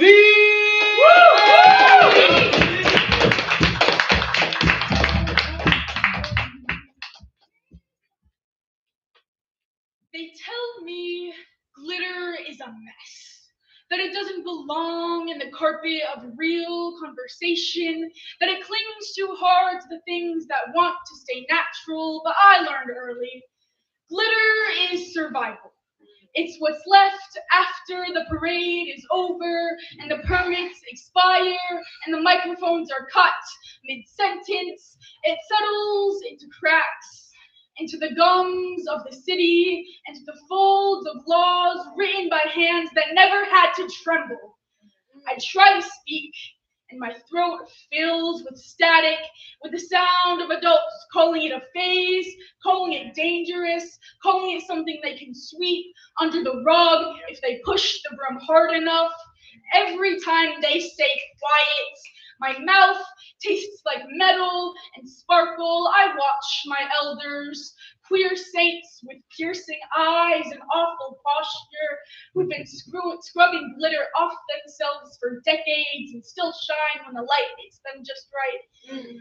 They teach me to stand in rooms that were never built for us and leave residue anyway, to apply glitter like makeup and shine through the shields. They are proof that glitter outlived the party and the punishment. I am young, which means they think I am decorative, that my rage is rhinestones, that my grief is costume jewelry that'll grow out of the shimmer like it's something I can exfoliate. But glitter is glass when you press down hard enough. It gets in the eyes of people who refuse to see. It lodges under the fingernails that try to pick us apart. It rides home with them, haunts their bathtubs, shows up on their children's cheeks weeks later.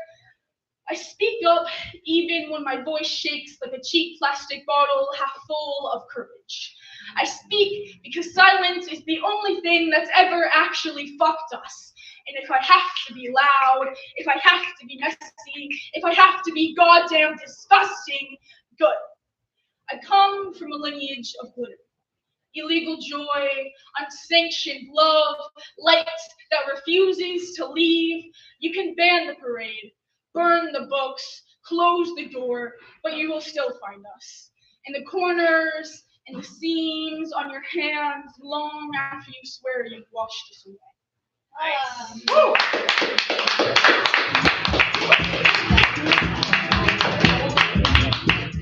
That's the poet right there, y'all. Can I get 3 claps for the poet? Amazing.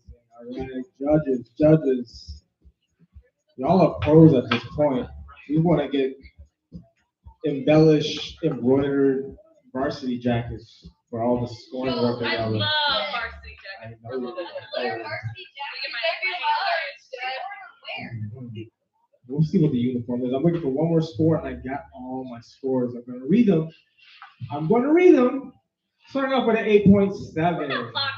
Do we have a 9.1? Do we have a 9.2? Do we have a 9.3 and a 9.4? Clap it up for the poets. We have a total score. Yes. What's the That will number? give me a total score of 27.6. Lovely. All right, y'all. That was the first round. Okay. First round. I want to do. I think I have the order. I want to check in out loud shortly, but I just want to remind y'all: if you are interested in getting another cafe beverage, if you want to get me an espresso martini, so I can do this a little bit more sloppy. The bar, the cafe will be closing last call orders at 8:30. Okay? That's what I'll let y'all know. All right? But y'all been a wonderful crowd. This is actually the first slam in February. I gotta push myself. All right, y'all. You're 4 So, days in and you're already doing it. I'm gonna tell the order out loud, and if I mess up, Steve will correct me. All right? But this is the order for the second round. We're going to have V, followed by Zeke, followed by Lucius, and then closing us out is Mila. Does that sound good, y'all? Yeah. Mm-hmm. I heard a lot of yeses, unless everyone's like, yes, I'm ready, yes, let's do this, yes. Sounds accurate, all right.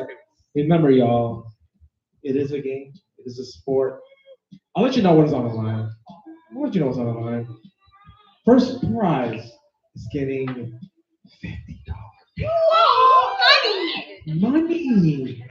Wow.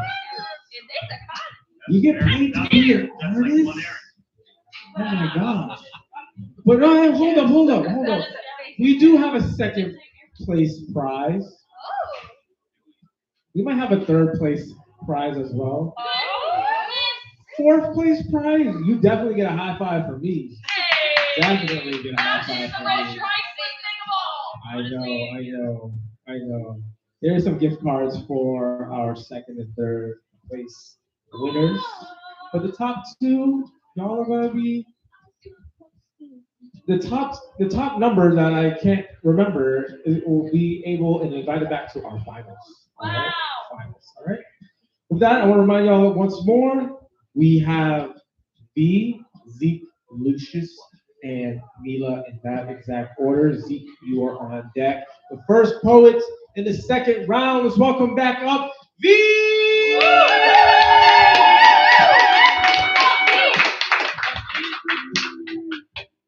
This one does have a little content warning, just it mentions like drug use, but it's not. He chews through mornings with a chemical grin, his molars capped in cotton and chalk, a smile lined with pharmacy dust, white crumbs falling like snow on a summer stove, his breath mints in misery, he speaks in half-lives, syllables slurred by sedation, every word a ghost trying to walk upright. There's a rattle in his laugh, not joy, but the sound of a bottle, half empty, half hoping to be.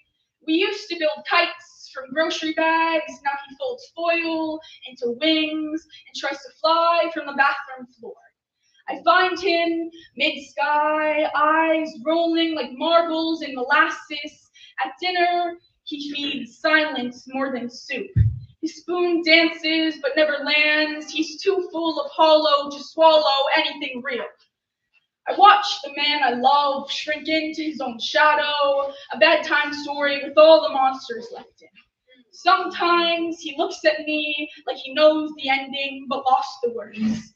Once he taught me how to fish, now he casts lines into his veins, hoping to catch a little peace, a little less ache. I want to scream him sober, to shake the chemicals out like loose teeth, but he only smiles, that sideways, slanted smile, a grin that says, this is all I have left to offer.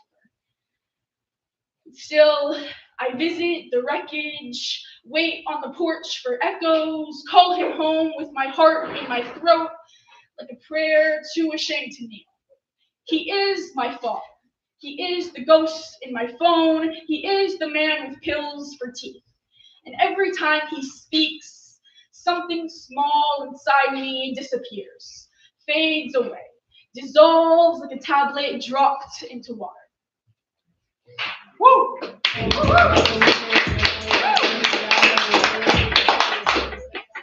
Shout out to the poet, y'all. Can I get a let's go, poet? Let's go, poet! Judges. You are easy. It's easy at this point, but I don't envy you.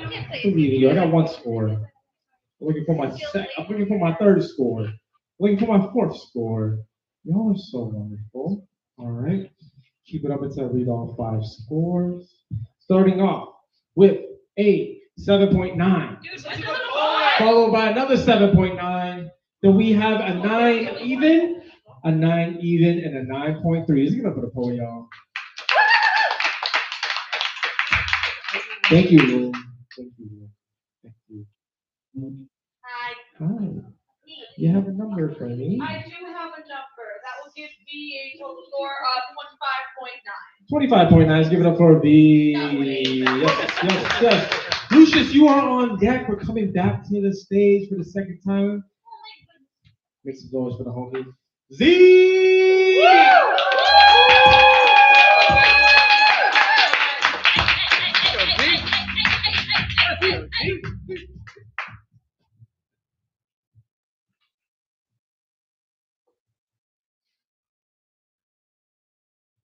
This poem is called I Used to Listen to Hardcore, but Now I Listen to Podcasts.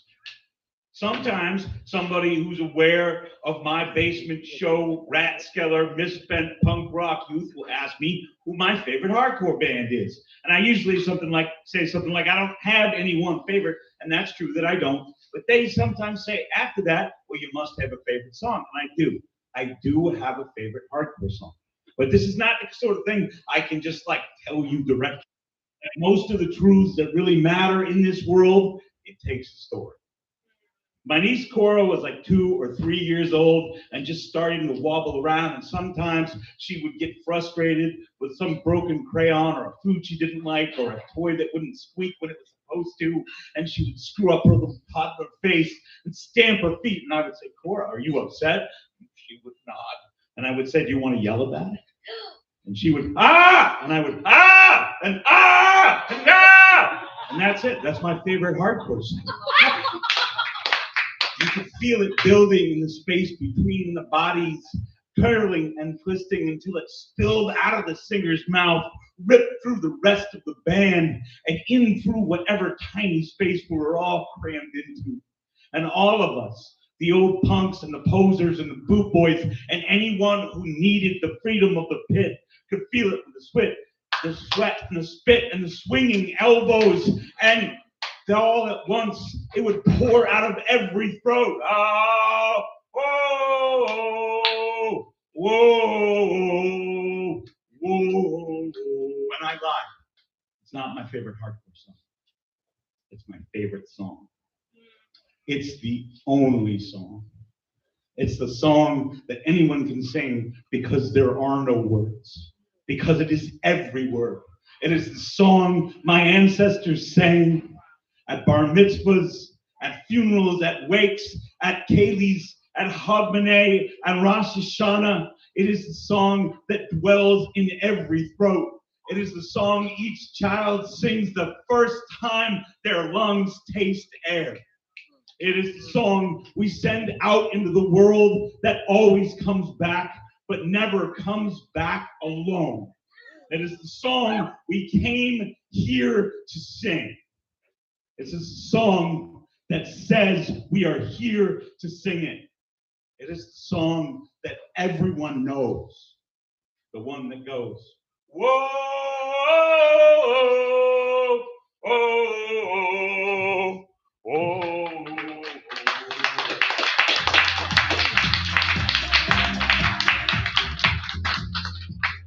Again, let's go, poet. Let's go, poet. Georges. I need the numbers. I got 1. I got 2. I'm looking for my third score.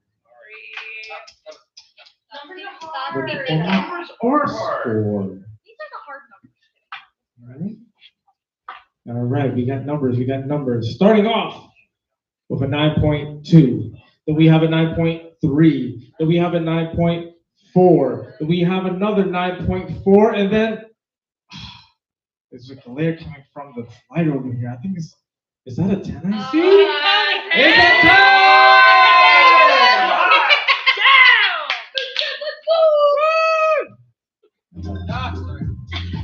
Hear how cute the judges are just talking to themselves on the sideline. Do we have a total score for that? We do. Yeah. That gives the total score of 28.1. 28.1. Give it up for the poet. All right. Mila, you are on deck. Mila, you're on deck. We're coming back for the second time in this round. Let's make some noise and welcome back to the stage, Lucia!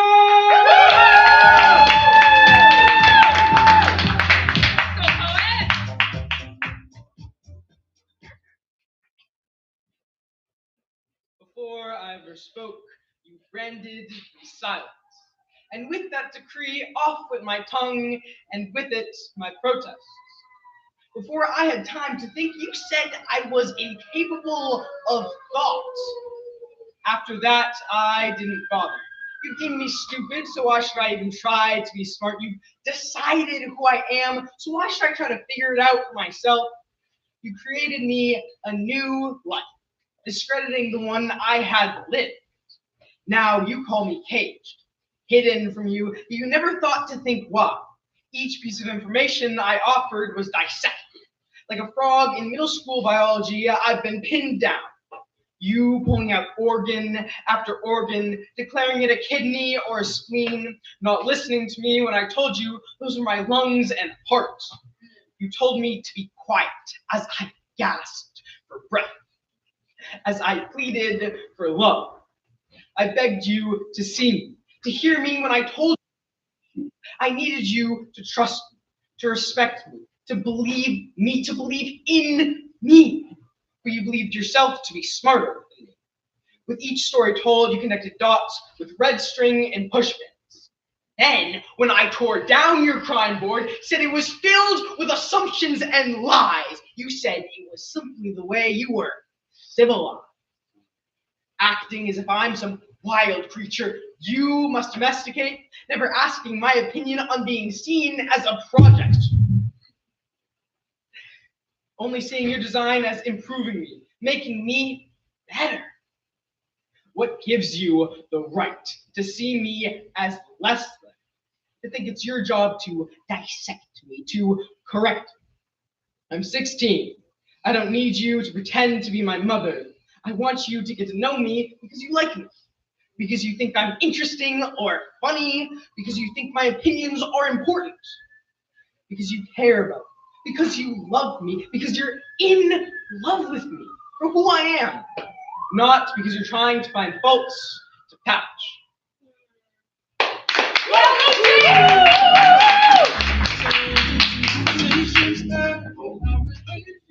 Can I get a let's go, poet? Beautiful, beautiful judges. My beautiful judges. The homies. I need numbers. I need beautiful numbers. I got 2 scores. I'm looking for my 4th score. Looking for my 5th score. We're so close. We're so close. We have to add all the fun things around. All right, y'all. Starting off with an 8 even. Do we have an 8.1, an 8.2, another 8.2, and an 8.8? Let's give it up for the poet!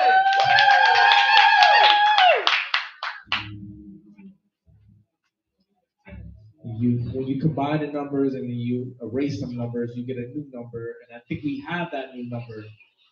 That will give Lucius a total score of 24.5. 24.5, let's get it for Lucius! Amazing. Coming to a final poet. Closing us out in our slam. I want you to make some noise and welcome back to the stage. Let's give it for Mia!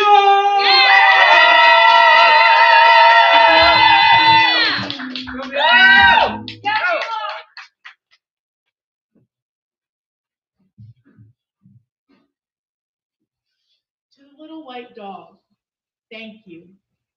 I stand here in your home, sleeping in a room by myself because that's how it's designed. Surrounded by relics, remembrances of past lives, the CD player that's never on, the dishes that no one is around to use. The only sound filling the house are breaths of the forgotten, the winds of time trying to find you. Are you ever lonely? Like me, thinking the sin of your birth has been mistaken as a continued legacy? Do you feel that pressure sitting on your chest, the weighted vest, testing you every day because the times you can't remember are the only times that really meant something, and the times you did have were never long enough?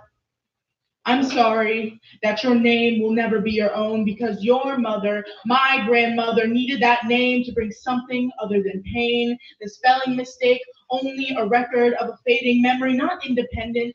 Your first name, like my last, holding history, expectations. We will never be free.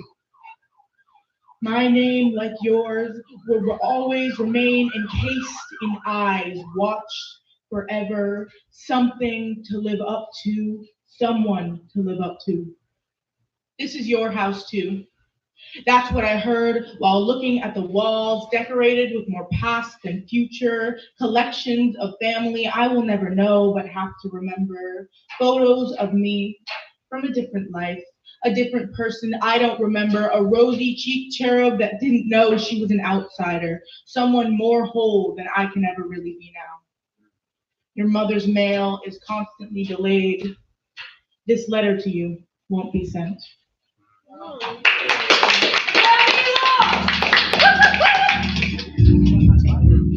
Can we get a let's go poet? Let's go, poet! Judges, I think this is the last time I'm gonna ask you.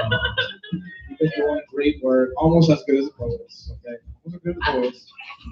I need 5 scores. I got 3 scores. I'm looking for my 4th score. Looking for and I got 5 scores. All right, I'm gonna read them out loud. Starting off with 8.0. Thanks to the poet. Yeah, I got an 8.4. I got an 8.5. I have an 8.9 and a 9.0. Give it up for the poet, y'all. Wait, what was the lowest? 8 even. Okay, I'm so sorry. Give me 2 seconds. Don't be sorry. It's okay. It's okay. I read that kind of fast. 8, 4, 8, 5, 8, 9, 9, right? Well, I was 8 afraid of. How's the story go? Yeah, why is 6 afraid of 7? No,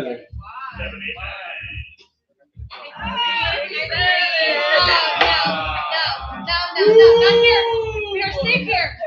Did we have a total score, my friend? We think so. I know so. What's the number? 25.8. Give it up for the poet. All right, I'm gonna have Zeke write the total score on my piece of paper, and I'm gonna let you know who is gonna walk away with a high five and who's gonna walk away with a little bit more than a high five. Wait, can I do a poem that I have no idea what it looks like under the dust? Yes! Let's do it. Ricky Org School of Poetry. Let's go. Oh my God. We want it hard. Ricky. All right. I have ocean. Oh, shit. Better not be a poem about the penis. All right, it's out. Great. Find another poem. All right, I have a poem that I wrote. Probably when I was in high school. I got some high school shit. High school shit. Not that long ago. How old shit? High school shit. All right. The beautiful thing about reading old poems is sometimes it feels different. And it has a different meaning. This one too. You can give me a score if you want. I've only read the first half. I don't know how the second half goes. You know, I don't know. Don't cancel me. I'm just kidding. Do what you want. All right. Great. The lung is the only organ in the human body that can float. Oh. I am no scientist, but that makes sense. Complete sense. During high school, I guess it's, yeah. During high school, the doctor told me I had a heart murmur. I should get it checked out. I laughed. I have a strong heart. Nothing's wrong with this velvet locker. It's made from railroad ties and brick ovens, beaten into existence on the face of an anvil. That extra noise, it's just it beating back. I'm heavy-hearted. I guess that makes sense. I fall hard. I fall fast and easy. Come on, heart. Pick up some game. Practice holding your breath and less hands. You're Titanic and iceberg tolerant. You have to be shallow and swim before you can be deep in love. You're a train station. I thought I loved many people in my life. Gave them my heart like a gift of marbles, but my heart will sink faster than a ship made from stone. There's always about 1 liter of air inside of your lungs. No matter if you're breathing in or out, ask yourself, when was the last time you really wanted to tell someone something so important that someone, when you did, you couldn't get the words out? When I built up the courage, When I pile enough coal and lamp oil to tell her I like her, how I thought about it for weeks. And when I didn't get the response I hoped for, I wanted to tell her again in a different way. How my heart is pockets full of stone, ran over like railroad rust, how the quiet of the sea was deafening, how it felt like iceberg bruise before it even touched me. The right lung is slightly larger than the left lung to accommodate the heart. There are times where I feel like my left lung is a guest in an empty bedroom. All the space to grow old when there is no love here, just dust in the cracked vinyl playing. My lung is the only organ in the body that can float, and I can stay afloat in water. Try resting calmly on my back, but I end up being a getaway car that drove off the cliff into an ocean. The slow, inevitable sink. There is a thing that I would do when I swim. I will slowly leak all the air out of my nose, my body become a skipping stone that lost its will to jump. I make myself rest at the bottom of the swimming pool, sleep there. Hold my breath as long as I can. Sometime it will feel like forever. My breath, the gasp for air, reminds me of the value of things we can't see but still feel.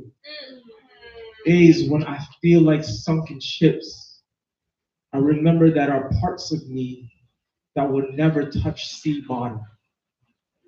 Yeah, thanks.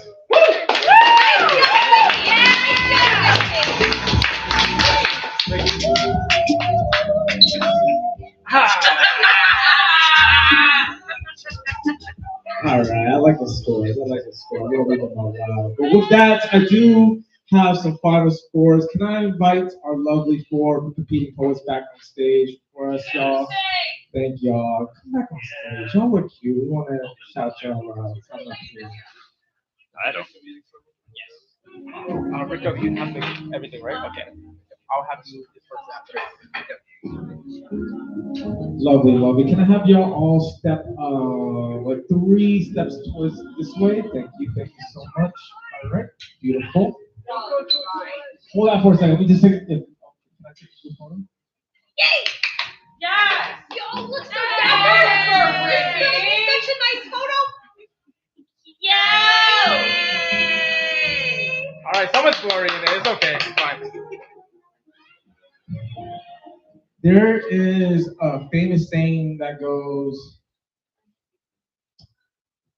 "There's only great poets." Something like that. We're gonna go with that one. We're gonna go with that one. Yeah. You are all winners here. All right. Shout out to y'all for showing up, hanging out. Y'all told y'all stories, which is really dope. And we played a game with it. I hope, if anything, whether OGs, new OGs, y'all continue to do this poetry shit. We really appreciate y'all stories, and we had fun. But to add to the fun, we have prizes. Okay. Oh my goodness. Starting off with a high five. And my high fives are pretty good. Pretty good. 4th place, let's give it up for Lucia!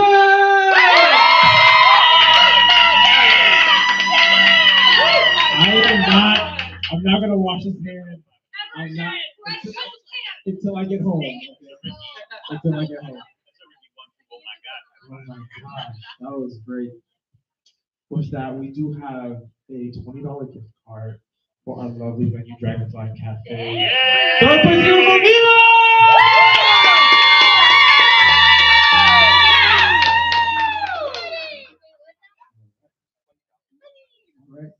We love the food, we love the beverages here, we love the snacks. $30 gift card for 2nd place. I know. You can almost take a Valentine's Day here if you really want to. 2nd place. Let's give it up for V!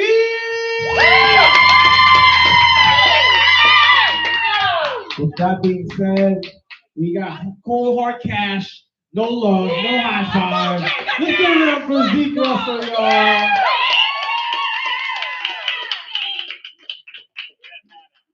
Honestly, we're having fun, y'all. Thank y'all so much. We do this every 1st and 3rd Wednesday. Low Poetry Wheel. We'll be posting recaps, photos, lowpoetry.com. we'll have some more updates, y'all. Thank you all so much.